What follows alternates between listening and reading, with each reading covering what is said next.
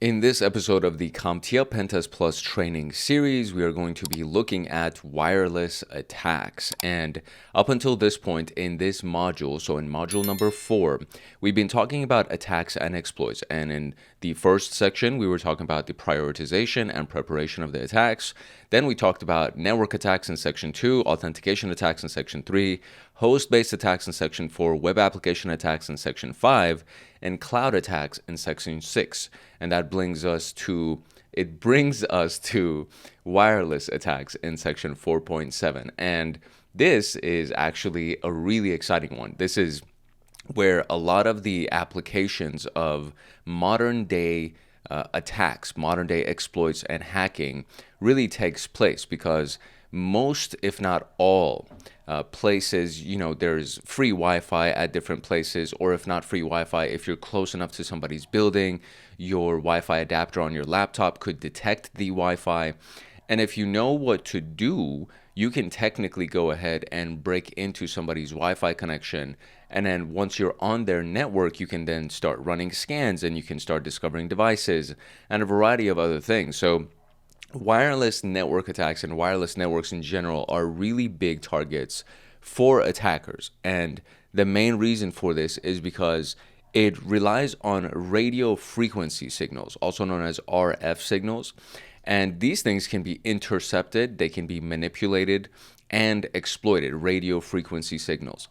Wireless attacks bypass traditional firewalls and network protection by exploiting misconfigured access points, weak authentication mechanisms, and insecure protocols.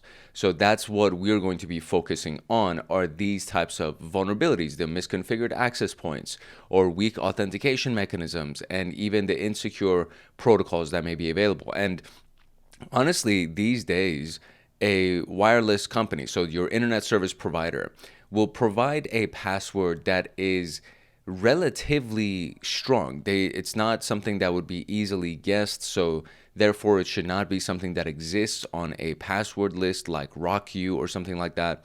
So for the most part, the password that is provided to you by your internet service provider is relatively secure. I'm going to say it's not like admin. It's not like some BS like that. So it has some security mechanisms in it, but I would still recommend that you strengthen your password and choose a much stronger password and a longer password. It gets a little bit annoying when you have to set it up for your TV because you're using your controller to set the password, and you have to click the arrows up and down to find the letters on the screen. So that part gets a little bit annoying, but there are ways that you can get these controllers for your TV that actually have these mini keyboards that make it a little bit easier for you to type onto the TV. And that is what I do, and I highly recommend you do it as well, so that way you can actually type in long passwords and make sure that you have a secure Wi-Fi connection. So insecure protocols, and we'll talk about all of these, so I don't want to keep jumping ahead of the very first introductory slide here, but we'll talk about all of these things, and you'll learn more about them as well. And the attacks that we're going to be talking about are going to be evil twin attacks, meaning creating a fake Wi-Fi access point, the WPS pin brute force attacks, signal jamming and denial of service attacks, and then of course we've been talking, every section at the end of the video itself has the tools that we can use for that type of attack. So today we're going to be using the tools for wireless attacks, and it's wiggle.net, which is easily available through your web browser, aircrackng, which is a really, really big name when it comes down to wireless hacking. And then we have Wi-Fi Pumpkin, which is a new one for me, but it's actually a really cool tool, and I'm very excited to share it with you. So that is the overview of our video today. Timestamps are going to be available in the description below, and a quick note from Hackaholics Anonymous, and we'll dive deep into it. To get the PenTest Plus notes, practice questions, and to join a supportive community of like-minded people like you, consider joining the Hackaholics Anonymous membership community. We have 4 tiers: the supporter, the agent, the guardian, and the master. And each tier gets their own Discord server and early access to content. The agent, guardian, and master levels will get exclusive content like line-by-line code explanations for how to create cybersecurity cybersecurity and PenTest Plus scripts, like exclusive downloads that they will get. For example, the notes document for this PenTest Plus and everything that I'm using for the lectures, as well as all of the practice questions and everything else that will go along that will be made for the scripts and everything else that we're going to be doing for the PenTest Plus training series. There will be free pre-made monthly Python automations that have to do with system administration, cybersecurity defense, as well as, of course, PenTest Plus and ethical hacking. And then there's going to be monthly live streams with me every single month, plus so many other things that you would get as a part of being a member of Hackaholics Anonymous in these tiers. To join, you can simply click the link in the description below, or you can go to our homepage and click the join button there. Or you can go to youtube.com/@hankhackshackers/join, and you'll be able to join Hackaholics Anonymous. Now, without further ado, let us continue with PenTest Plus. All right, let's talk about the first one. It is the evil twin attack, so the fake Wi-Fi access point. So what is the evil twin attack? The evil twin, an evil twin attack, is when an attacker creates a fake Wi-Fi network that mimics a legitimate access point to trick the users into connecting. Once they've connected, the attacker intercepts all of the network traffic and steals credentials or session cookies and sensitive information. And this is often paired with captive portal phishing to harvest use and login details. And you could do something like cloning the public Wi-Fi SSID. So for example, if you're on Starbucks and you're connected to their network, right, you can essentially take the name of their SSID. So let's say it's Starbucks Las Vegas. Let's say that's the name of it. You would just create your own SSID. You would clone theirs, right? And you would make your own, and you would make yourself available for other people to connect to. And so they would say, you know, Starbucks Las Vegas, or you can even go a step further and say Starbucks Las Vegas guest, or free Starbucks Las Vegas, something like that, to make people be like, oh, this is the one that I should be connecting to. And then they choose you over the actual connection inside of Starbucks. And now you are stealing all of their data, because everything that they do, you now get to capture on your own machine. And it's pretty, like, relatively, it's very easy to do relative to all of the other attacks that we've talked about so far. And once you have the connection established and they're going through your specific network connection, the one that you've created off your laptop, once you have that established and they're connected to you, it's so easy to just capture all their traffic and capture all their cookies and sensitive information, whatever credentials they have to log into, their email or anything like that. And it's kind of scary how easy it is. The tip that I give people all the time is, if you're going to use free Wi-Fi that's available anywhere, don't do anything other than browsing the internet, maybe watching a video or something like that. Don't log into your email. Don't log into your bank account or anything crazy, like anything sensitive like that. Because if somebody is watching, or if you've connected to somebody's evil twin access point, right, they now get access to your email login. They get access to your banking login, and etc., etc. And the same thing applies to airport Wi-Fi and hotel Wi-Fi.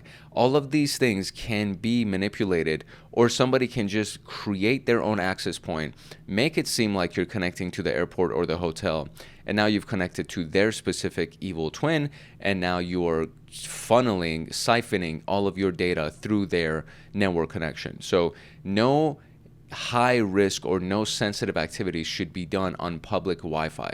So don't check your email even, right? Don't check your email. Get off the Wi-Fi and then check your email. Or don't log into your bank account or your Coinbase or whatever. Like, don't do any of these things. Get off the Wi-Fi and then log in using the data of your phone. And that's the biggest recommendation I can give you. And the planes themselves, the airplanes themselves, also provide Wi-Fi. And that's another one of those things where it's like, don't, when you connect to the plane Wi-Fi, just watch your movie, right? Don't connect to anything else. Don't do anything else when you're connected to free public Wi-Fi like that. The spoofing of the corporate Wi-Fi names to steal employee credentials, which is essentially another one of these tactics, except now they're doing it in a much more targeted environment, which is the corporate Wi-Fi name. So if somebody is inside of the building in the high rise and they're in the lobby and they're pretending to be a Wi-Fi that's accessible and it's US Bank, right? They're pretending to be US Bank's Wi-Fi, and you connect to that, and now you're doing the things that you should not be doing, like, high risk sensitive things. And it would be granted that somebody who is an employee of a company that's connected to the Wi-Fi should only be allowed to connect to a specific Wi-Fi that requires a specific password that's only available on the internal network, on the intranet, and you would only give them that password, and that password should not be disclosed to the public. Now, here's the thing, right? Somebody comes into the bank, right? And they say, hey, do you mind if I use your Wi-Fi? They pretend to be a client, or maybe they even are a client. They open an account with you, and they have their laptop, and they're trying to get information for you to make a deposit into the new account that they opened. And they go ahead and ask for your Wi-Fi so that they can connect to the Wi-Fi from their laptop at your desk. And you give them the Wi-Fi password. Now, it happens that that person is a malicious actor, and now you've given them the Wi-Fi password. So they can go ahead and spoof the corporate Wi-Fi name and choose as the Wi-Fi password the Wi-Fi password that you just gave them, that was from your intranet, and it's specific to your bank's internal logins. And so now they can really pretend to be the bank's Wi-Fi, and anybody that tries to connect to it, if they don't have that internal Wi-Fi, it won't work. But if they do have that internal Wi-Fi password, it'll work. And now you think you've actually connected to the bank's Wi-Fi when you're really connected to the spoofed Wi-Fi. Hopefully that made sense. But there are a lot of different ways that somebody can impersonate this, and it's a combination of using technical tools as well as using social engineering, and really going as far as, hey, I'm going to open up a bank account with you guys. Do you guys have a free checking account? And what's the minimum balance? And can I transfer it from my other bank to this? Okay, great. I want to do it quick because I don't want to forget about this, and I'd rather just take care of everything right now. So can I just connect to your Wi-Fi and transfer money from my other bank account to this bank account? Something like that simple, right? And all of a sudden now they have access to the Wi-Fi password as well as the name of the Wi-Fi, and now they can go ahead and spoof it and do a bunch of different things. So using captive portals to trick users into entering passwords, and we're going to be talking about this in a little bit. There's a browser extension called Beef, the browser, the browser something framework, and it's very, very powerful, and you can essentially create a portal, or you can use something like GoFish. When we get into the social engineering portion, GoFish can duplicate an entire web page and make it identical to that web page. And somebody thinks that they've landed on their Gmail login, and they're going to enter their credentials into the Gmail login, and next thing you know, you have all of their email credentials. So there are a lot of tools that can make this piece much, much easier to actually pull off. These captive portals, to actually duplicate the captive portal, there are a lot of tools that can actually make it for you. All you need is just a link to the page, and you paste that link, and it'll duplicate the HTML and XML and the CSS of that. Like, it'll duplicate everything of that web page, so you can have a replicate of it, and then you can just use that to feed all of the passwords and credentials into your own email and start collecting all these things. And it's scary how easy some of these things can be. So I'm looking at it from both perspectives, the perspective of the blue team as well as the perspective of the red team. So when you are doing a pen testing exercise, these are some of the things that you can actually do to break into somebody's Wi-Fi network. If it's a black box pen test and you haven't been given any permission, or not permission, but you haven't been given access to any of the assets, including the Wi-Fi network, and you have to actually break into the Wi-Fi network yourself. So if it's that kind of a pen test, then these are the attacks that you would end up using. If it's a gray box or a white box pen test, then most likely they'll give you access to the network, and you're inside the network, and you're going to try to do a variety of different attack tactics. But if you're doing black box and you have no access to anything, you've just been granted written contractual permission to do it, then you would most likely have to do something like this to actually get into the Wi-Fi network. So here's a quick overview of how to actually pull this off, how to set up your own evil twin attack. And it's going to be a 4-step process. So first, we want to identify the target network, and we will use a tool called AeroDump, which is a part of the AirCrack NG suite of tools. So we're going to do AeroDump NG, and then we're going to try to find all the available Wi-Fi networks that are near us for our interface. So this is the local interface that I'm on, right? And so, or I would be on, that's not actually my interface name, but that you're basically giving it the interface name. So you're trying to find all of the nearby Wi-Fi networks and all the connected clients. And this is basically the command that you would run. Once you have that information, you want to deauthenticate users from the legitimate network, and then you would use air replay. And air replay ng, and then you would use the deauthentication, and then give it the SSID that you just found, and then the client's MAC address, and then this would be the local interface that you would be on, right? So from this, you would have achieved this information, which is the SSID, as well as the client MAC address. Once you have that, you can then go ahead and run air replay, and then it will force clients to disconnect from the real network and tricking them into joining the evil twin, because you want them to reconnect to your twin, right? You don't want them to, it won't work if they're already connected to Wi-Fi. So you have to force them to disconnect first. And once you have forced them to disconnect, then you can go ahead and, I hope, kind of cross your fingers that they'll actually connect to your evil twin version of that Wi-Fi network. Now, this is the step that would create the fake Wi-Fi network, and I would actually do this step as step number 2 before I force people to deauthenticate themselves or disconnect from the legitimate network. So I want to have the fake Wi-Fi network ready, and we can use host APD to do it. Access point, right? So you're going to create a rogue Wi-Fi access point that's identical to the legitimate one, and then you would use the etc host APD, and then within that configuration, you would have the evil twin configuration file that you would use to create that fake Wi-Fi network. And you would have to modify this configuration file to, create the name for it and the password, etc., so that it can actually be a duplicate of that legitimate Wi-Fi network. But the way that this has been outlined according to the course materials, they did it in step 3. I would do it as step 2.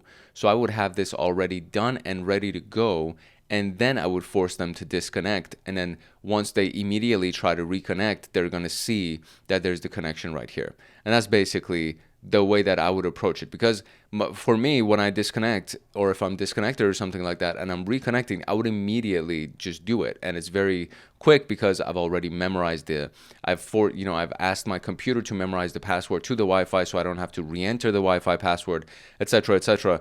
So if you deauthenticate, typically what that means is that you're not just disconnecting, you're also needing to re-enter the Wi-Fi password.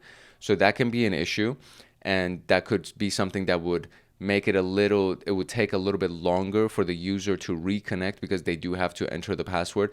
But if they've memorized the password, or if the password is easily accessible to them, it's not going to take them a long time. So it might be a good idea, I should say, to do this first so that you already have the fake Wi-Fi running, and then you can go ahead and deauthenticate them, and then they would ideally, hopefully, connect to your fake Wi-Fi instead of the real one.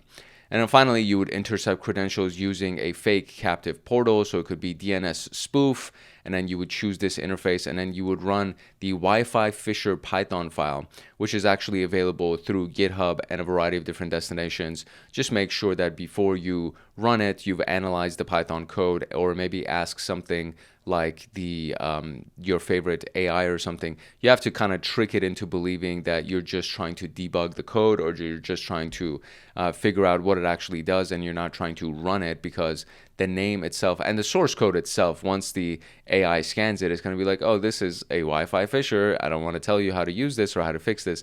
So it's probably a good idea to learn Python and to actually learn how to run these things and debug them.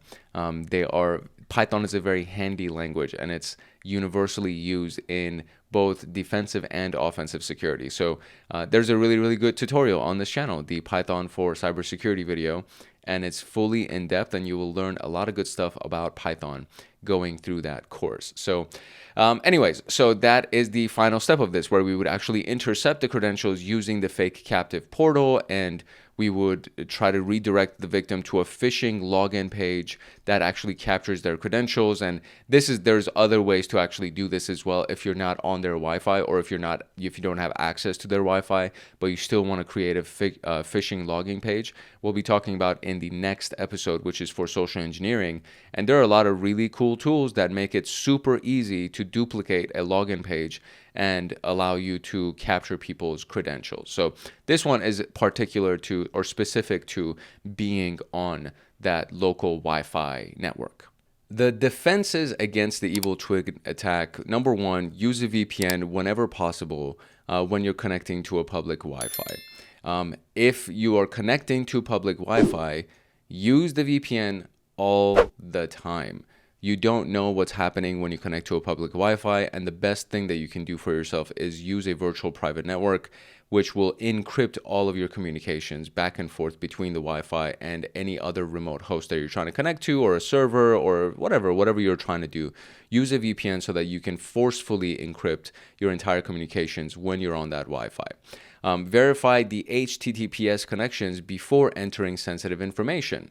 So first and foremost, check to see if there is even an HTTPS connection. One of the videos that I did recently was for Junior Pentester, and it's one of the more recent ones.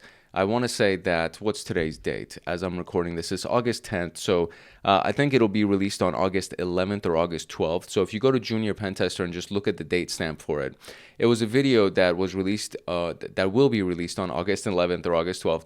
And that video, we looked at some IP addresses that we found on Shodan when we were trying to find Apache Tomcat, and there was like a specific version of Tomcat that was vulnerable, and we were trying to find the vulnerabilities for it. And I went to Shodan.io and I looked for Apache Tomcat for that version. I found a few of the IP addresses that had it, and I clicked it to open it up, and it looked like a legit website, and I'm pretty sure it was a legit website. But at the very top in the browser, it said that it was not a secured connection. So any interaction that I would have done with that website would have been in plain text. And people, if somebody was capturing it or if somebody was watching it, they would be able to capture those interactions and manipulate the information. So when you are doing something like this, when you're doing web browsing, you always want to make sure that there is an HTTPS connection, and ideally it's a strong connection. So let me show you what I mean by this. So if we go up here, right, this button in Google Chrome looks like this. In Microsoft Edge or Firefox, sometimes in some browsers, instead of this, there's an actual lock icon here. But essentially, when you see this, that means there's some kind of a certificate, and you can even click on it and it'll say connection is secure, and then you can click on this and click on the certificate, and then you can see where their certificate authority is, how long it's been established, when it's going to expire, all that stuff. If it's not secured, then right here, instead of seeing this icon, you will see not secure. Like this little icon will expand out right here, and it'll be about this big, and then it'll say not secure inside of it. And you'll see similar stuff in Firefox. The padlock that you would see right here would be unlocked, right? It would be open or something like that. So there would be a lot of different indicators. And sometimes even when you land on the website itself, what will happen is that it'll say, the connection is not secure here. Do you want to connect, right? Do you want to actually connect to this thing? And you can say, no, I don't want to connect, and you can disconnect. Or you can click on advanced and you say, okay, yes, proceed. And then it'll still continue, and you can go into the website if you really think that you know what you're doing. The only time that I ever do that is when I've set up a server for Wazoo or something, and it's on my own computer's IP address, and I don't have a certificate authority or a SSL TLS certificate attached to it. So that's the only time that I know that, okay, this is actually an IP address that I don't mind proceeding to so I can get into the portal.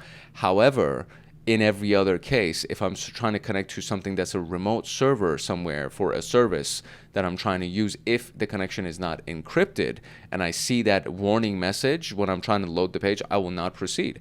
I will close that and I will move on. So just keep that in mind when you proceed with these types of communications when it has to do with your web browser. And finally, disable auto connect to open network on devices. So if you're connecting to a Wi-Fi network that is on an open network, meaning it's a free Wi-Fi at Starbucks or the airport or something like that, you don't want to auto connect to that open network. You want to every time accept you have to manually go ahead and connect to it, and then manually go ahead and enter a password that they would have given you, and then accept their terms and conditions, so on and so forth. You do not want to auto connect to open free Wi-Fi network on any of your devices. So disable that, and then use enterprise WPA2 or WPA3 security with certificate-based authentication. And this is the encryption mechanism that's available through your internet service provider for the Wi-Fi that they are providing to you. And so WPA2 and WPA3 are the most recent encryption versions that are available through Wi-Fi. And this is, I want to say mine is WPA3, and you can actually select to even get higher ones as you subscribe to some kind of an internet service. You can actually select, and you can say, hey, do I have the option to choose WPA2 or WPA3 instead of any other potential outdated encryption? I want the highest level of security. And they most likely, in many internet service providers, they will provide that to you for free. And you can even go to your Wi-Fi login portal on your web browser in your phone or on your computer, and you can select that type of encryption. If in some cases they may say that you would need to pay a little bit extra for it, and if you're going to be interacting with the web browser or doing certain things on your computer that are sensitive, and there's important information that you're going to be sending back and forth or storing on your computer that would need to be accessed via a remote connection.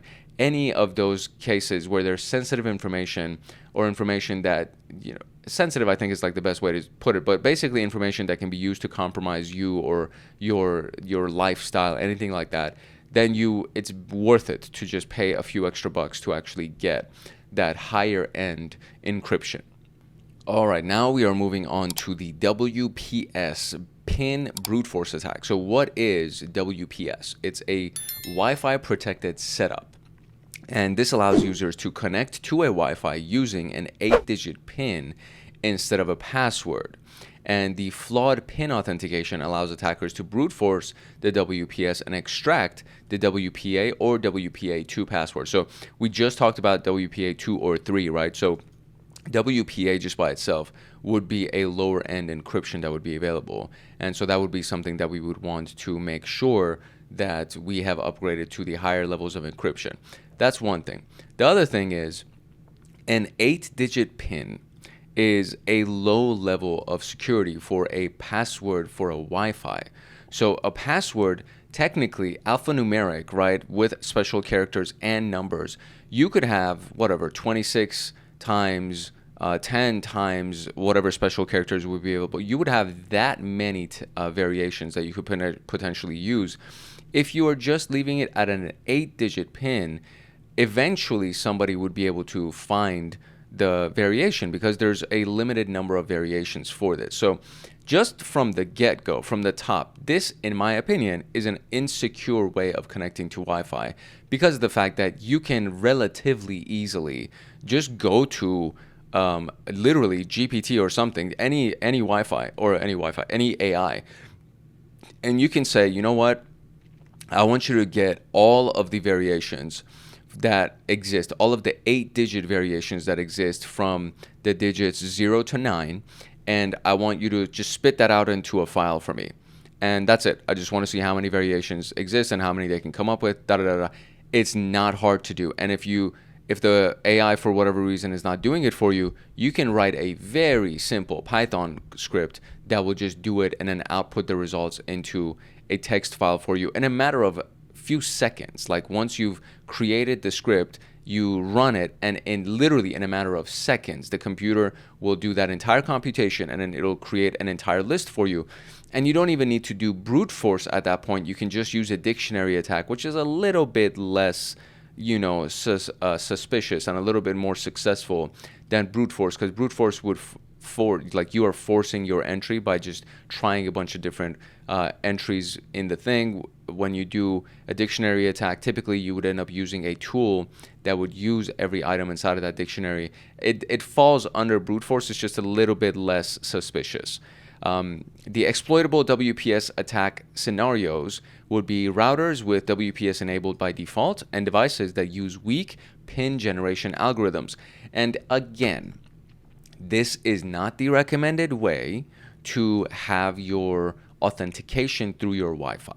You want a long form password. That is the most ideal way to do this. And ideally, your password would be at least 16 characters long.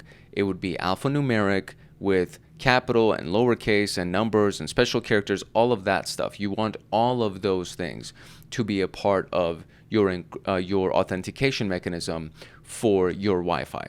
That's the like really the best thing that I feel like would be done. Now, as from the perspective of the attacker, what you're looking for are the routers with WPS enabled and devices that use weak PIN generation algorithms. And you can find these things out by doing some basic OSINT research, by just doing some Googling and trying to find which routers actually have WPS enabled by default. That's like an easy question to ask, and then you'll get a list of routers. Which devices use a weak PIN generation algorithm when it comes down to routers that actually have WPS enabled? So you find first the list of the routers with WPS enabled by default, and then from that list you'll go be like, okay, which one of these devices use weak PIN generation algorithms? And that's basically what you would do to approach your intelligence gathering for this type of attack. Here's the step-by-step if you wanted to do this. So first and foremost, you can use something called WASH, and then you would choose the interface, and it would be, whatever the local interface is, and it will identify the Wi-Fi networks with WPS enabled that are close to your interface. So you're scanning first for WPS enabled networks using Reaver, and then this is the command. So WASH starts, and Reaver is the tool itself, but you're just going to be using WASH on the command line, and then close to your interface, wherever you are, you're going to try to see if you can identify those Wi-Fi networks that have WPS enabled. And then you will start the brute forcing the WPS pin by using Reaver on your interface, and then you would give it the name of the SSID of the Wi-Fi that you're trying to break into, and just do very verbose, just so you can see all of the possible pins that it's going to use to extract the Wi-Fi password. This is what I'm saying. It's like it's too easy to break into a Wi-Fi that has this type of authentication enabled, mainly because of the fact that there are tools that already exist that will do these things for you. You don't need to go ahead and create basically what I was saying at the very beginning, where you have to create your own list of pins and stuff like that. Reaver already has it. It's not a large file. It's not that list of pins is not a big list, because you literally are using digits, and there are 8 possible digits that will be chosen. And even though you have 10 digits, technically it's 0 to 9, right? Technically you have 10 digits, but they're only going to be used in 8-digit combinations. It's just not a large list, right? So Reaver can just do this for you very easily. And then from there, you're going to retrieve the WPA, WP2 password from the WPS, which is Reaver again, and then you will do this, give it the SSID, very verbose, and then you assign the pin that you just found from this, and then it will actually retrieve the password for you using the pin. And that is just not secure, man. Like, this is just one of those things that I would not do. If I know that my router has WPS enabled by default, I'm going to disable that. I don't want WPS to be a part of the thing, because if somebody can crack the code, literally, if they can crack that pin, then by default they get access to my Wi-Fi password, and that's just insane. So you could have a super strong Wi-Fi password, but because of the fact that you have this pin enabled, then they get the Wi-Fi password because they find the pin. It's ridiculous. I wouldn't do that. Definitely would not do that. The defenses against this kind of an attack would be to disable WPS on all of your routers. Most vendors leave it enabled by default, so please just make sure that it is disabled. If you are not sure whether or not it is enabled, go ahead and check the router that you have in your house and see what the model name and number is, and go ahead and find out if there's actually WPS enabled on it. And if it is, disable it immediately. Use strong WPA3 enterprise security instead of WPA2 or WPS.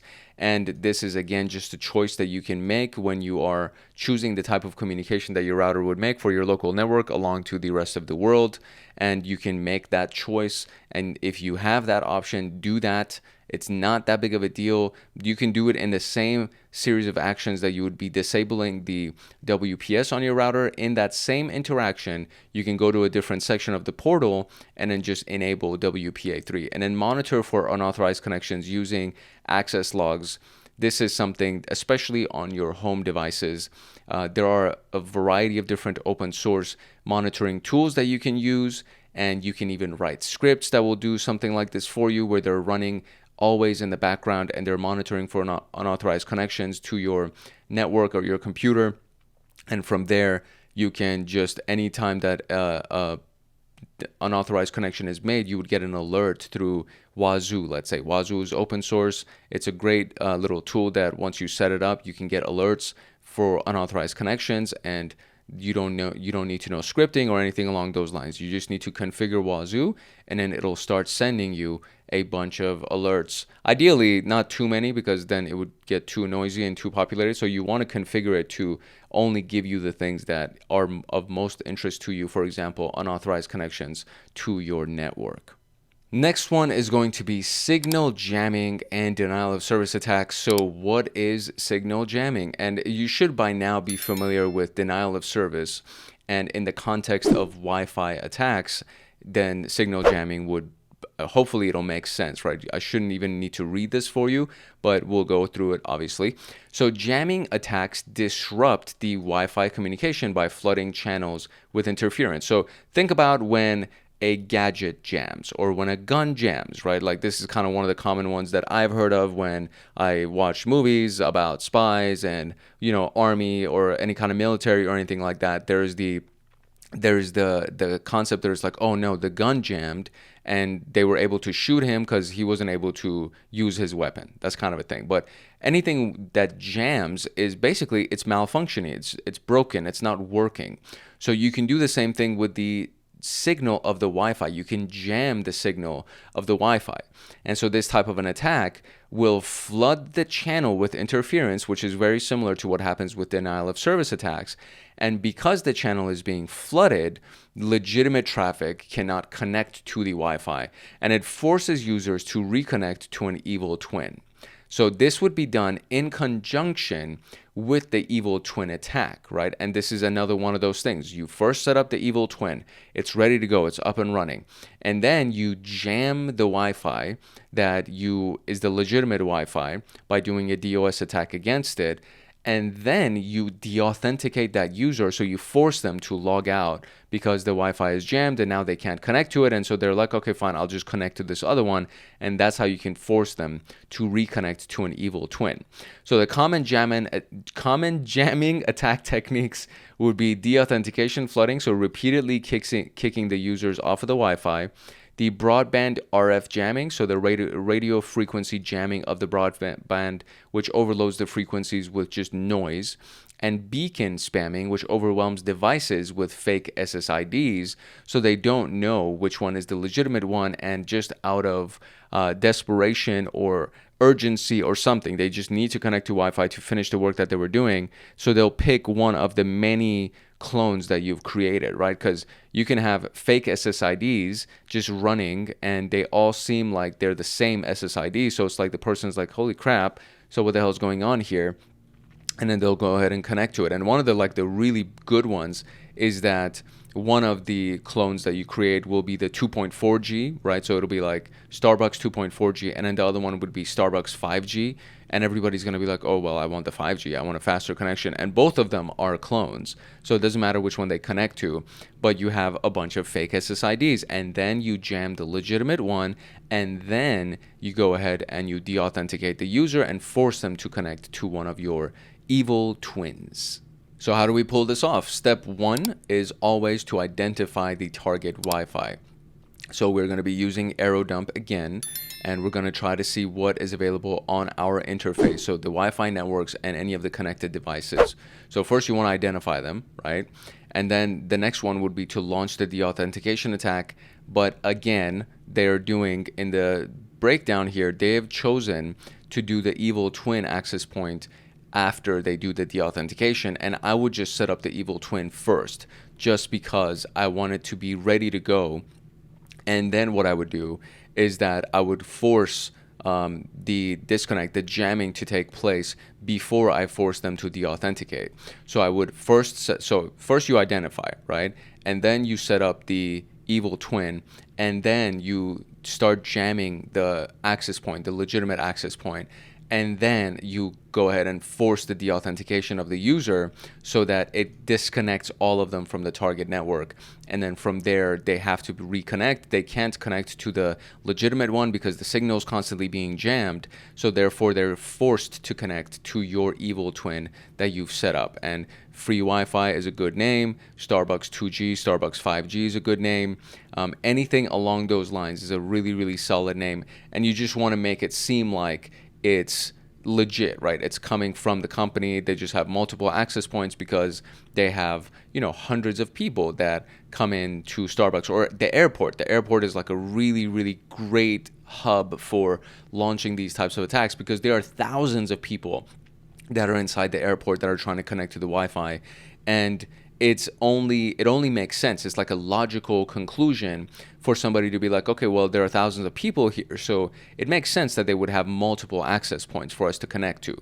And then many of those access points could be your evil twins that you've set up, and the rest of it is kind of a foregone conclusion, as they say. So fairly straightforward, very similar to what we did with the evil twin attack.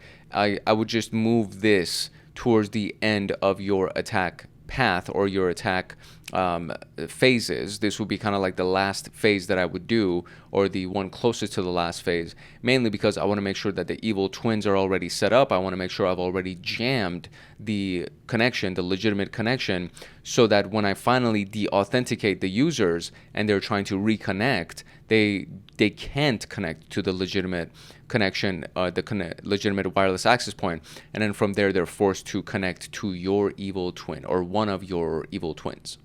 The mitigations against this would be to enable WPA3 encryption with management frame protection and monitor the Wi-Fi networks for sudden disconnections, use directional antennas to reduce interference vulnerabilities, and implement frequency hopping wireless communication, also known as anti-jamming measures, to just make sure that these types of things don't happen. So WPA3 encryption is very, very important because it's one of the highest levels of encryption that's available, and it's going to be harder to break into the Wi-Fi that you have, the legitimate Wi-Fi that you have, to be able to jam it, right?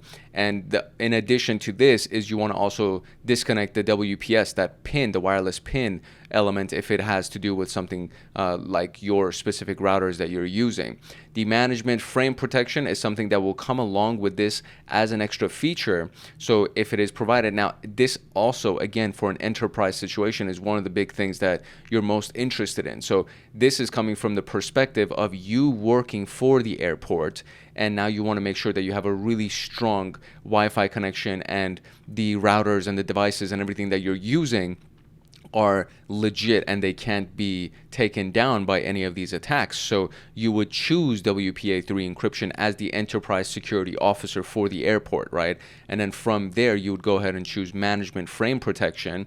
And then from there, you would monitor the Wi-Fi networks for sudden disconnections, and then use directional antennas to reduce interference vulnerabilities, and implement frequency hopping wireless communication, which is anti-jamming measures, essentially. And all of these things, this kind of stuff, so frequency hopping wireless communication, this is beyond the scope of PenTest Plus. It's just you need to know about it. You need to be aware of it.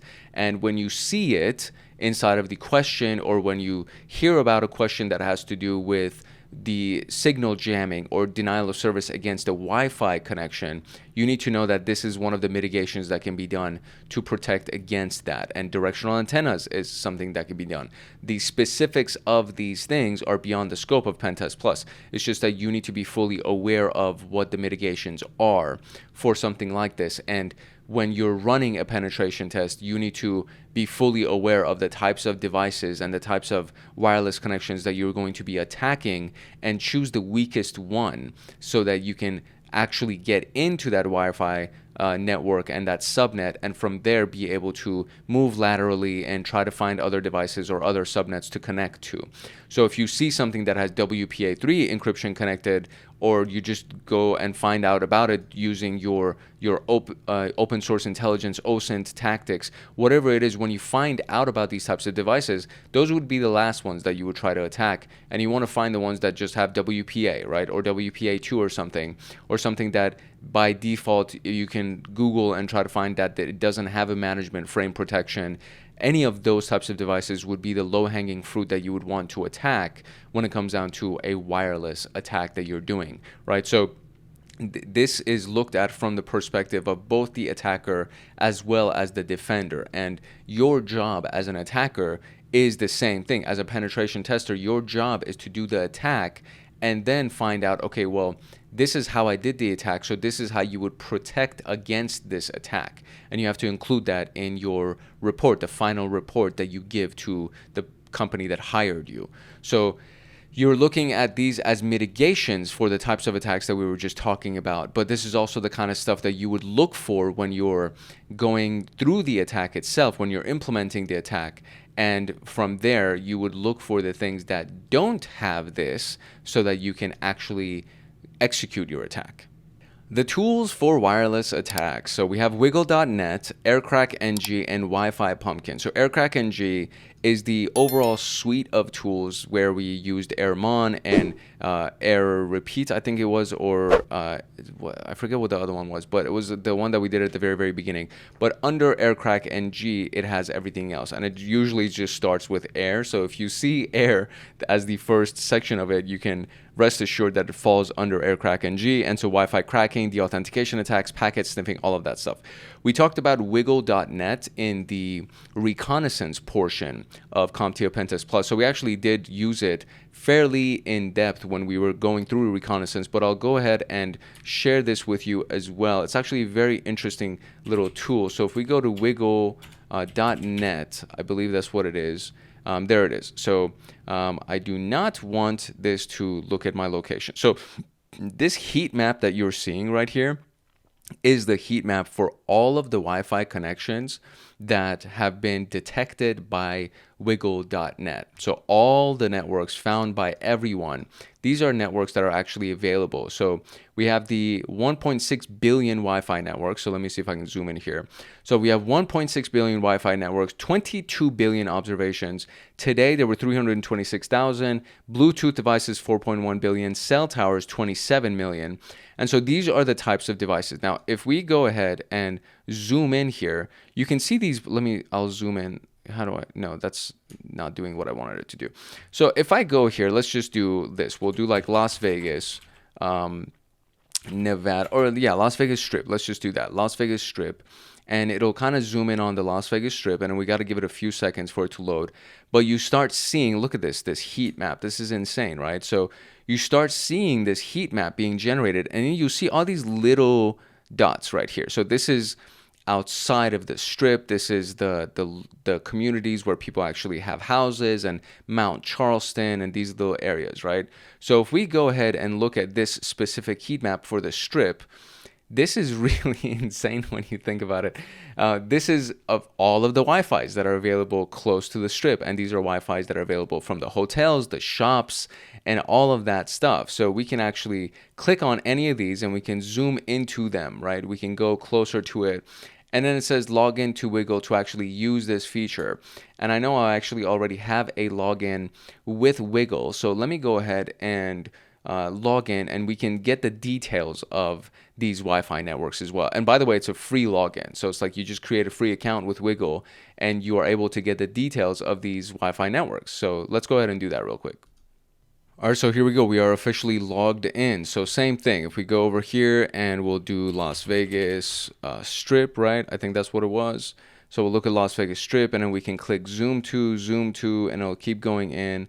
Zoom to, it'll keep going in. And then once we're close enough where we can click on the individual dots, that's when we can try to find out the information about them. So here's what we got. So we got, and it's already filling in with a bunch of data. This is actually insane when you think about it. So Flamingo Road, I think, is what was over here. So if I click on any of these, this is insanity. There are so many things here. So the names already pop up. So previously it was just purple dots, but now the names actually pop up. And we can see, I don't think I can zoom in anymore on here.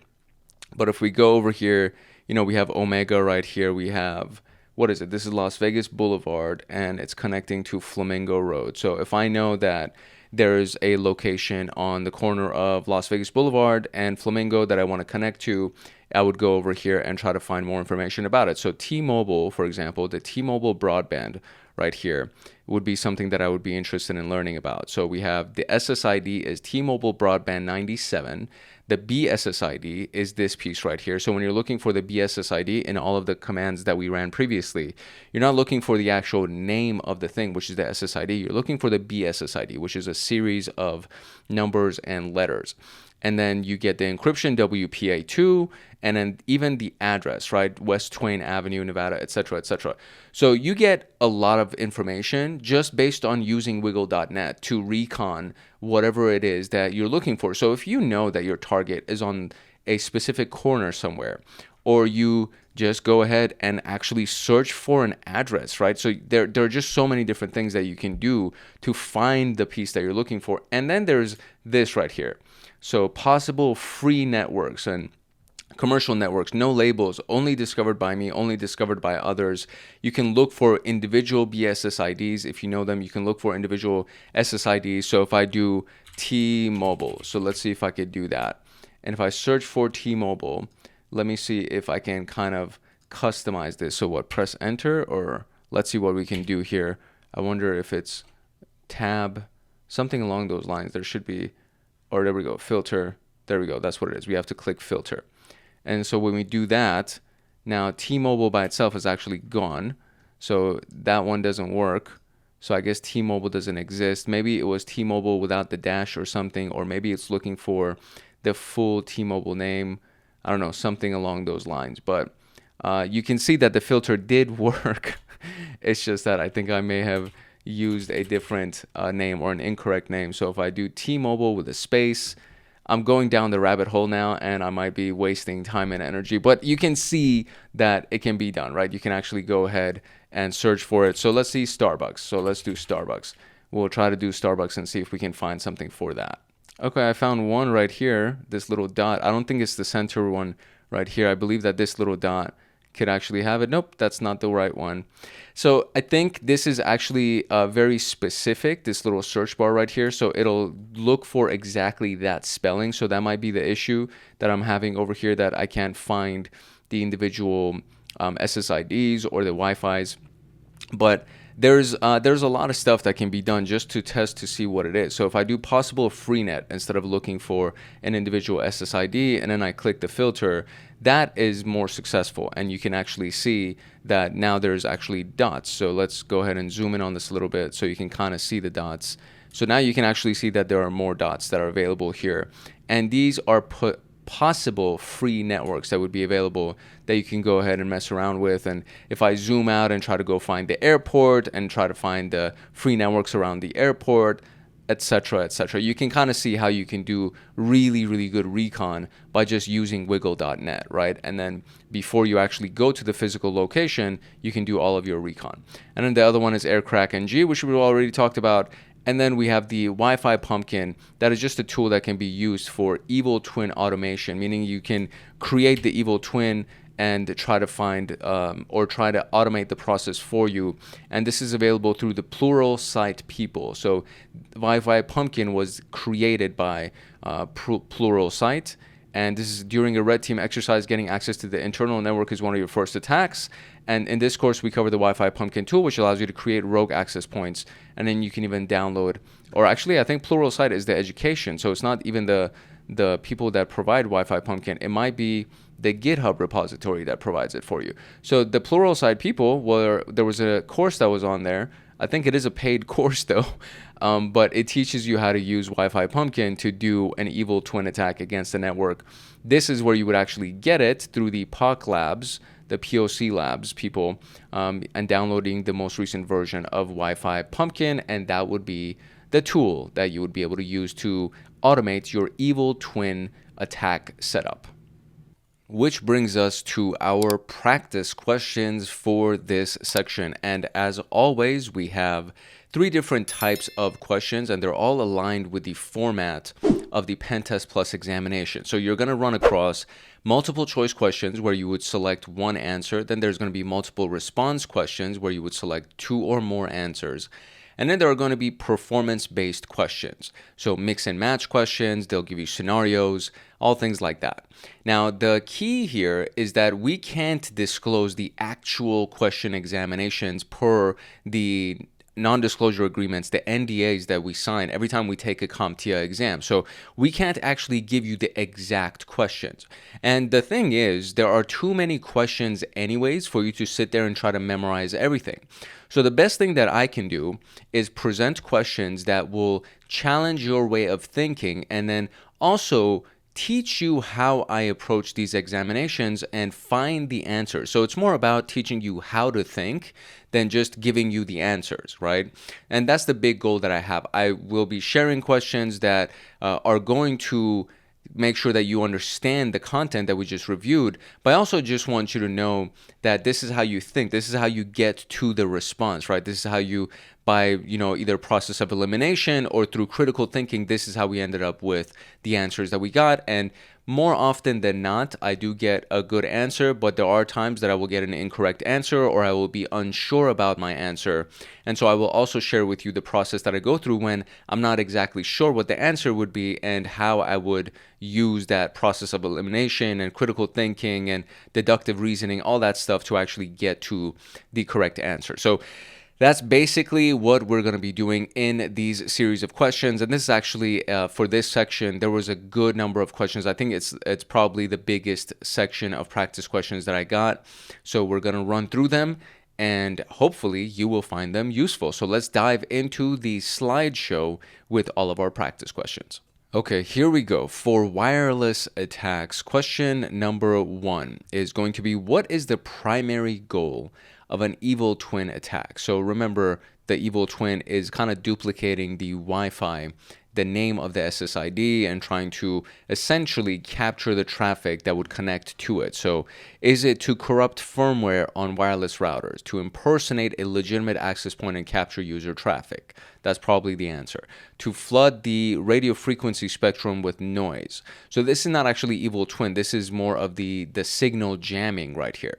And to brute force WPA to pass phrases offline, that's also not the answer. So these are actually legitimate tactics, right? These are descriptions of legitimate tactics, but it's not something that would be done by the evil twin. The evil twin wants to impersonate a legitimate access point and capture the user traffic. So there we go. Which methods can be used to trick users into connecting to an evil twin? So matching the SSID of a trusted network, yes. Increasing the signal strength above that of the real AP, that's pretty good. That could be true. Sending WPS push button packets. This is the pin attack that we were doing. So the wireless pin, I don't think this would actually have to do with it. And using ARP poisoning to redirect clients, I don't think that's it either. I would say that A is for sure one, and I feel confident about B being the other one. Good. Okay, so matching the SSID of the trusted network and increasing the signal strength above that of the real access point. And when you do that, obviously people would want to connect to you, even if you actually haven't increased the signal strength, but you are saying that you have. So, for example, the conversation of when we were Starbucks 2G versus Starbucks 5G, right? So if you do that, it just seems like, right? It appears like that the 5G would be stronger, so people would most likely select that over the 2G, and you could even own both of them. You could actually have evil twins being impersonating both Starbucks at 2G and 5G. It's just that the 5G is more likely to get people to connect to it, so it perceives that it has a stronger signal strength.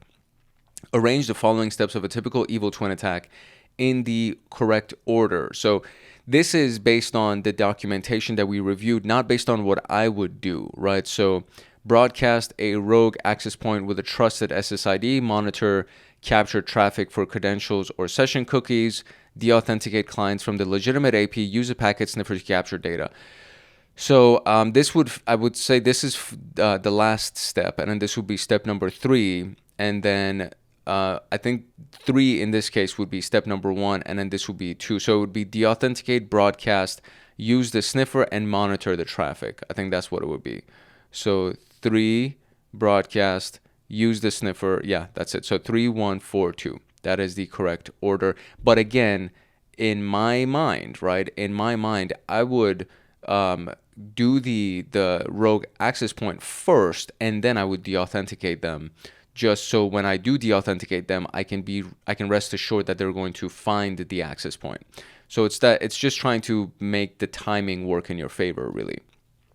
So why is WPS vulnerable to brute force attacks? So WPS is the wireless PIN, whatever it was called. And the vulnerability in this is that once they figured out that 8-digit PIN, then they can go ahead and find the password that's assigned to that PIN, right? So the vulnerability here is that the WPS protocol uses outdated encryption. Not necessarily. The 8-digit PIN can be guessed into have significantly reducing the key space.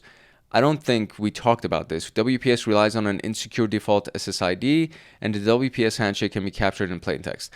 So I think this is the closest thing to it because it references that 8-digit PIN and guessing it. We didn't talk about guessing it in 2 halves, so that's the part that I'm kind of unfamiliar with. But I would say that, it doesn't use outdated encryption, although that could also be the thing. I think they did mention that it uses the outdated encryption, so it could be A or B. I would say the most obvious to me is B. So this is one of my tactics, is that when I look at a question that I'm unsure about, I'll be like, okay, what's the most obvious? And the most obvious answer to me would be B. C and D, not so much. It would be between A and B, and then the most obvious would be B. So I'm going to say B, but it could also be A. And okay, it is B. So the 8-digit PIN can be guessed into have significantly reducing key space. Which of the following are potential security risks of leaving WPS enabled? And we want 3. So again, it's that PIN, right? So offline brute force of the PIN, that could potentially exist. Exposure of the WPA2 passphrase. If the PIN is compromised, that's definitely an answer. Physical access of the push button could allow instant pairing. I don't know. We didn't talk about this at all. AP firmware automatically updates itself, and client devices fail to cache SSIDs.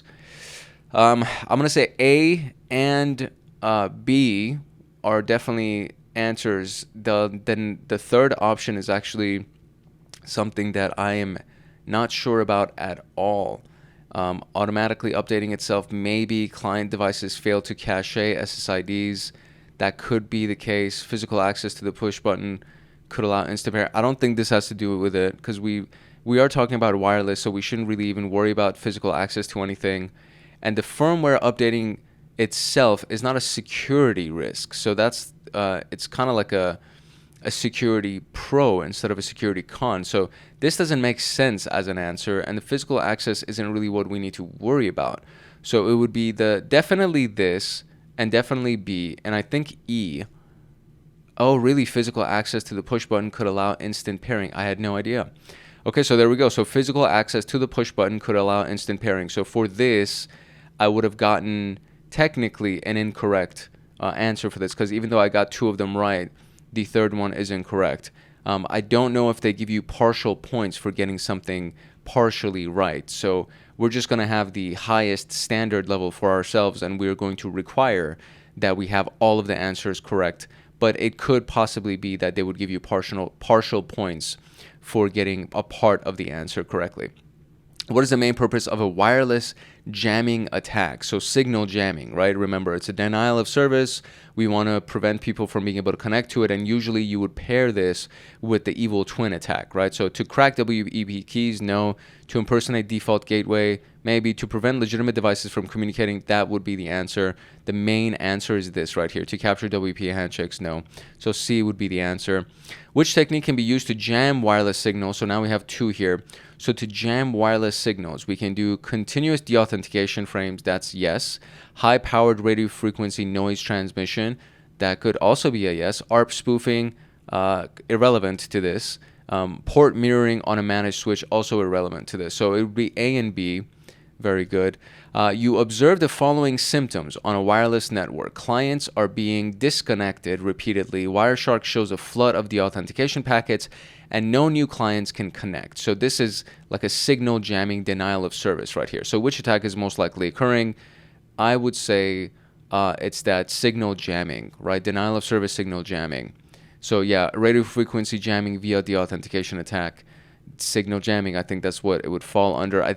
It would be, I don't think they're going to give you this thing where you would have to provide the answer and like type it in like that. So you would have to select from the answers, but it's a good way to approach these questions. This is kind of a new format that I'm trying here, is to approach the questions without showing you any of the potential answers, and then you kind of have to deduce what that would be. And so if they're being disconnected repeatedly, if there's a flood of deauthentication packets, we are witnessing some kind of a denial of service or frequency jamming. So an RF is a radio frequency, right? So frequency jamming is taking place, and then they're doing also deauthentication, and this would pair again with the evil twin attack. So which tool is commonly used to capture WPA, WPA2 handshakes for offline cracking? So we have Wiggle.net, AirCrackNG, Wi-Fi Pumpkin, Scout Suite. So if we're using one and we're trying to capture WPA handshakes for offline cracking, I would say it would be AirCrackNG in this case. And let's see if that's the answer. That is indeed the answer. Okay, great. Which tools are suited for reconnaissance of wireless networks? Select 2. So Wiggle.net, we already know that you can do a lot of reconnaissance for that, for wireless networks. AirCrackNG can also be used for recon of wireless networks. PackU, however, I don't recognize even as a name, and I know Hydra for a fact is used for password cracking, and it wouldn't fall in this conversation. So if I had to select 2, the most obvious to me would be Wiggle and AirCrack. So there we go. Great. Scenario 1, you detect a rogue access point broadcasting the same SSID as the corporate Wi-Fi, but with stronger signal strength. Users who connect to it report credential theft. So rogue access point with the same SSID, that's an evil twin right there. So what attack is this, and which tool could have been used? So evil twin for sure is the attack, and Wi-Fi Pumpkin automates the attack for evil twin. So I would say that's the answer. There we go. Boom. Excellent. A pen tester discovers that the target access point has WPS enabled. They run a brute force attack and recover the WPA2 passphrase in under 4 hours. So WPS is that pin brute forcing, right? And so they run a brute force attack and recover the WPA2 passphrase, and the brute forcing tool for the pins was wash or rever. The command was wash, but the tool was rever. So they're doing the pin brute forcing as the vulnerability, and the tool is rever. So there you go. Pin brute force WPS tool would be rever. Excellent. During a red team assessment, the tester floods the 2.4 gigahertz spectrum with high-powered noise, causing all devices to lose connectivity. What type of attack is this? So this is a flood. So this would be a signal jam. So like it could be a signal jam or denial of service. The spectrum here, that's another indication that we're doing a signal jam here. Causing all devices to lose connectivity. We're forcing them to deauthenticate, right? So what type of attack is this? That would be the signal jam. So there you go, RF jamming. So radio frequency is a type of signal, so RF jamming, and wireless denial of service. That's what we did. You are tasked with mapping all corporate wireless networks and locating their physical access points for a pen test. Which tool is best for this? So the location of the physical access points, that could technically be done with Wiggle.net, because we could actually search by an address for a corporate location, right? So we could actually hone in on their address and look at all of their physical access points, right? You could also do this with AirCrack or AirMonNG, and you could just go from location to location. You would have to physically move around so that your computer can detect all of the various endpoints, the access points. However, I think Wiggle could also do a really good job of this. So I would say AirCrack or Wiggle, one of those two, but probably Wiggle. Yeah, because you don't have to go to, because if it's like a large campus for a corporation, you would have to move around the campus for AirCrack to be able to detect it. So Wiggle kind of has that overview of the map available for you, and you can zoom in and zoom out and try to find things. So that makes sense that it would be Wiggle. Okay, so we have a packet capture summary here. So CorpNet observed twice with 2 different BSSIDs, so that automatically implies evil twin. This is the first one and the second BSSID, and then we can see the signal strength here, and we see legitimate and rogue access point here. The traffic was multiple handshake frames between the rogue and the victim devices, and the observation is that the victim device sends authentication requests to the rogue access point after several deauthentication frames from the legitimate access point.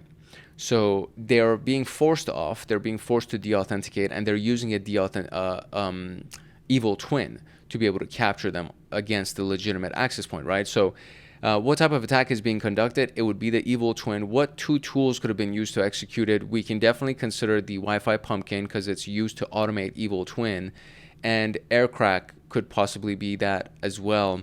So Wi-Fi pumpkin, evil twin attack for sure, Wi-Fi pumpkin, and aircrack. So airbase is a part of the aircrack NG, Airmon NG suite of tools. So I feel pretty confident that that was a good answer as well. They're not going to ask you to type your answers. That's the thing. So they're going to give you a selection of answers. I'm just doing this format of question because I think it forces us to think a little bit more and use critical thinking a little bit more. But usually you will have something to select from. So if you saw these, then you can kind of use process of elimination and remove all the wrong answers and then select a good answer. So next one here is, the SSID SecureNet. The packets were 4 handshake frames that were captured. The trigger was there were deauthentication frames that were sent from the tester to the target prior to the handshake. So they were being deauthenticated and then forcing them to reconnect, basically. And the encryption is WPA2PSK, and the follow-up is the handshake was saved for offline password cracking. So what was the pen tester's goal in sending the authentication frames is to force them to reconnect to the evil twin so that they can try to capture those packets and get credentials or something like that. That would be the pen tester's goal in this case. Which 2 tools are commonly used for this? We can talk about what is it? So we can do definitely aircrack and airmon, or what was the tool that forced them to disconnect? I forget. I think it was under air replay maybe. Oh man. Okay, so air replay. Okay, cool. Air replay. There we go. So air replay we had, and then to force them to reconnect, enabling capture of the handshake. Okay, great. And then aircrack NG or hashcat could be done for the offline password cracking. So, okay. I feel like I was pretty close to this one. I'm not going to allow myself to take this as a win, but if I would have seen the series of multiple choice answers on the screen, I think I would have been able to pick these things right here, because hashcat can do cracking. We didn't talk about it in this video, but we have talked about it in previous videos in PenTest Plus. So we are aware of hashcat, and air replay and aircrack are 2 tools that I think can be used for what's being discussed here. So I feel like I was pretty close, I think. So here's another one. Home lab is the SSID. Security is WPA PSK with WPS, so PIN is enabled here. So PIN brute force is just automatically where my mind is going right now. The traffic is repeated WPS authentication attempts in sequence. So again, repeated authentication, that's brute forcing right there. An observation was that there was successful authentication after 3,500 attempts, and the passphrase was revealed because now they have the PIN. So which vulnerability is being exploited? It's the PIN brute force, and the one tool that can do this for us would be Reaver, I would say. So there we go. PIN brute force right there, and Reaver. And then I guess there's another tool called Bully that can do this for us. So that would be for your independent studies, independent research. Go look it up and figure out what Bully can do with Wi-Fi, PIN brute forcing, and learn more about it so that you have it in your mental notes here. Here's another one. The packet capture summary would be the SSID is multiple corporate access points drop offline intermittently. The traffic would be flood of continuous deauthentication packets on the 2.4 gigahertz channel, And the observation is no association or handshake pack is detected during the flood period. So this is a flood. So the radio frequency flooding, signal jamming, denial of service. This is kind of what it feels like here. And the authentication, right? So there's being deauthentication. Multiple access points drop offline. So they're being deauthenticated or turned off. So if they drop offline, that's a denial of service and we're flooding them. So that would be a signal jamming or radio frequency jamming. So what type of wireless attack is being executed is the jamming, flooding, denial of service. And which tool can be used to generate this kind of an attack? And I completely spaced on this. So what was the tool name? I'm kind of like defaulting to anything that has to do with the name air. So if it has air in it, that would be my choice. So deauthentication based RF jamming, wireless DOS. Oh yeah, so air replay, there you go. Air replay is in there. MDK3 we did not talk about, so that could be another thing that you can do with independent research and for your self-study, and just kind of make a mental note of that can be used for flooding and denial of service and radio frequency jamming. But air replay could definitely be one of the things. So kind of close. I got the first part, and then I knew that it had air in it somewhere. Okay, next one. SSID is hidden. Beacon frames without the SSID frame. The probe and request response reveals the SSID as StealthNet when a known client connects. And the observation is WPA2 handshake captured during client reconnection. So what recon technique was used to reveal the hidden SSID, and which tool set could accomplish this task? So the recon technique to reveal this, to see the name of it when a known client connects. So if a known client is allowed to connect, I guess we could pretend to be the client and try to get permission to connect. And then once we connect, we can get the name of the SSID because it's hidden, so it doesn't show it to us. But we could potentially get the name. And the handshake captured during client reconnection, that could be using it's basically you're capturing traffic. So you could be doing like TCP dump, you could be doing Wireshark, or anything that would really capture that.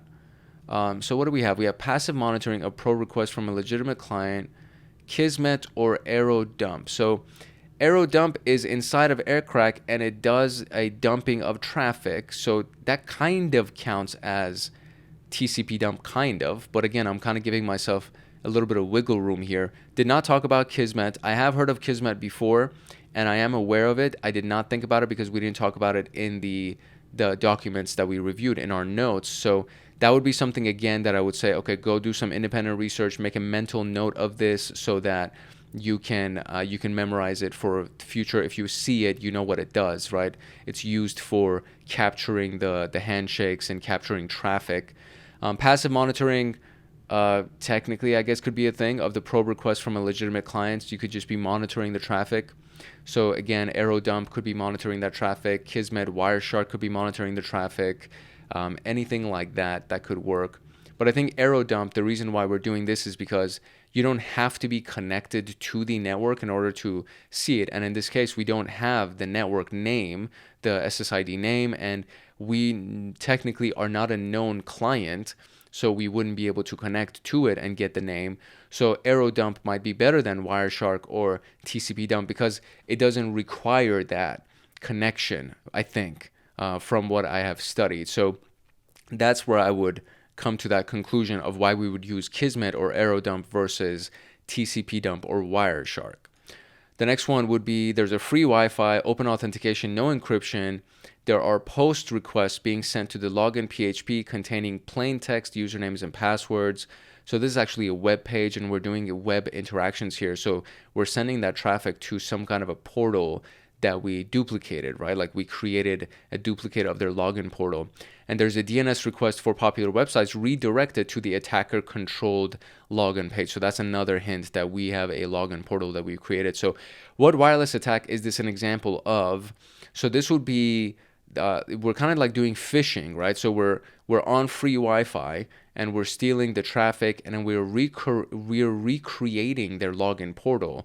So we are creating that duplicate login portal, and the tool that we would use to create this malicious captive portal, I completely forgot the name of that. Yeah, completely forgot the name. I can't even, I'm completely drawing a blank. So Evil Twin with Phishing Captive Portal, that was pretty close on that. Wi-Fi Pumpkin, I guess because we're using Evil Twins, we're doing an Evil Twin, so we can technically use Wi-Fi Pumpkin. Fluxion is another one of the tools that I have heard of before. We just didn't talk about it in this video.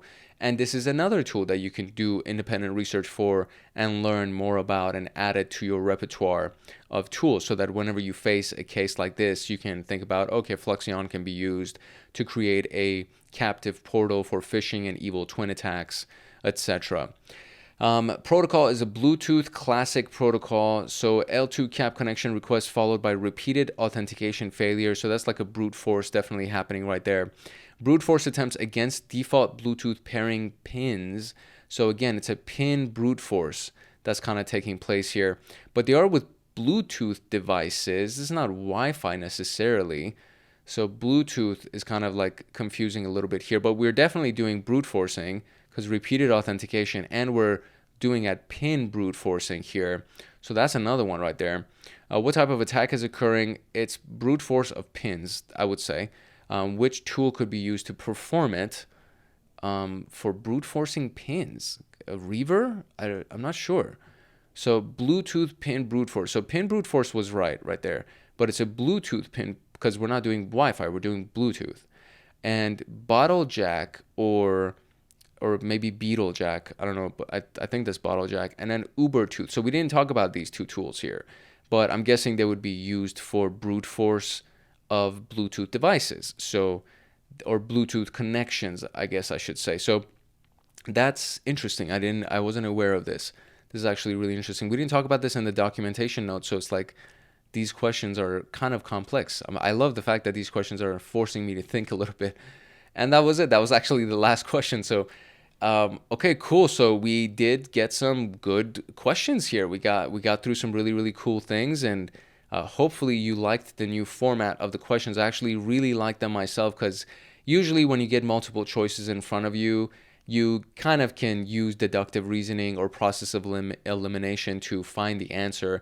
When you have no response, or when you have no answers in front of you and you have to come up with the answer, it forces you to think a little bit harder, and I like that format. So hopefully you also like that format, and it helped you get your gears turning in your brain a little bit.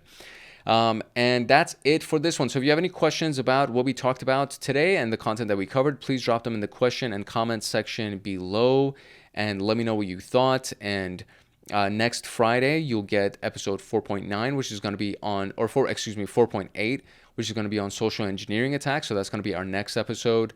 So make sure that you have liked and you subscribed and you turned on the notification bell on the channel so that you get notified the next time that a video comes out, especially in the CompTIA PenTest Plus playlist. And of course, there is always Hackaholics Anonymous, and that's how you can get access to this slideshow that I use for the practice questions, as well as the notes document and everything else, the practice labs that we're going to do at the end, all of that stuff. So all of that will be available through a membership with Hackaholics Anonymous. So here's how you can join that group. To get the PenTest Plus notes, practice questions, and to join a supportive community of like-minded people like you, consider joining the Hackaholics Anonymous membership community. We have 4 tiers: the supporter, the agent, the guardian, and the master. And each tier gets their own Discord server and early access to content. The agent, guardian, and master levels will get exclusive content like line-by-line code explanations for how to create cybersecurity and PenTest Plus scripts, like exclusive downloads that they will get. For example, the notes document for this PenTest Plus and everything that I'm using for the lectures, as well as all of the practice questions and everything else that will go along that will be made for the scripts and everything else that we're going to be doing for the PenTest Plus training series. There will be free pre-made monthly Python automations that have to do with system administration, cybersecurity defense, as well as, of course, PenTest Plus and ethical hacking. And then there's going to be monthly live streams with me every single month, plus so many other things that you would get as a part of being a member of Hackaholics Anonymous in these tiers. To join, you can simply click the link in the description below, or you can go to our homepage and click the join button there, Or you can go to youtube.com/@HankHacksHackers/join, and you'll be able to join Hackaholics Anonymous.